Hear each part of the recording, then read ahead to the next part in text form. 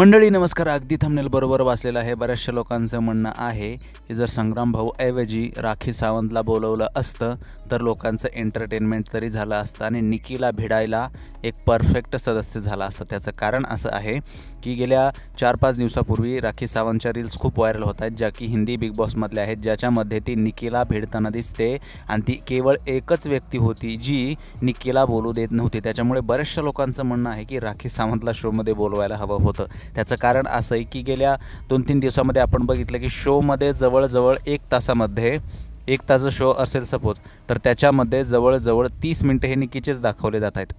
राहिला विषय संग्राम भाऊ आले, पण बऱ्याचशा लोकांचं म्हणणं आहे की गोष्ट तेवढी जमत नाही आहे. बडी बडी बाते वडापाव खाते असं सुद्धा लोक म्हणतात. कारण आपण पाहिलं की त्यांच्यामध्ये ॲग्रेसिव्हनेस थोडंसं कमीच दिसत आहे. कारण अरबाजने ज्यावेळेस त्यांना काल दाबलं आणि थोडंसं खेचून धरलं त्यावेळेस त्यांना बराच वेळ जे आहे ते दम भरलेला होता. बऱ्याच वेळेस ते टेबलवरती डोकं खाली ठेवून उभारलेले होते, त्याच्यानंतर पुन्हा खाली बसले, म्हणजे त्यांना दम खूप लागत होता काल. आणि असे काही छोटे मोठे कारणे ज्याच्यावरून लोकांना वाटतं की संग्राम भाऊ पाहिजे तेवढे ॲग्रेसिव्ह दिसत नाही आहेत. फक्त ते स्वतःचा मुद्दा 2 मिनिटात मांडतात, त्याच्यासाठी जे आहे ते थोडासा कल्लाही करत नाहीत की मुद्दा स्पष्ट व्हावा म्हणून. नाही न तर नाही असं आहे त्यांचं.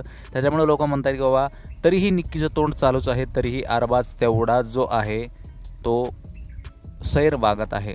त्याच्यामुळे लोकांचं म्हणणं आहे की राखी सावंतला बोलवलं असतं तर कदाचित एंटरटेनमेंट तरी झालं असतं आणि निक्कीचं बोलती बंद करू शकणारी केवळ ती एकच व्यक्ती आहे जी तिच्याच लेवलची आहे. त्याच्यामुळे तुम्हाला काय वाटतं कमेंटमध्ये नक्की सांगा.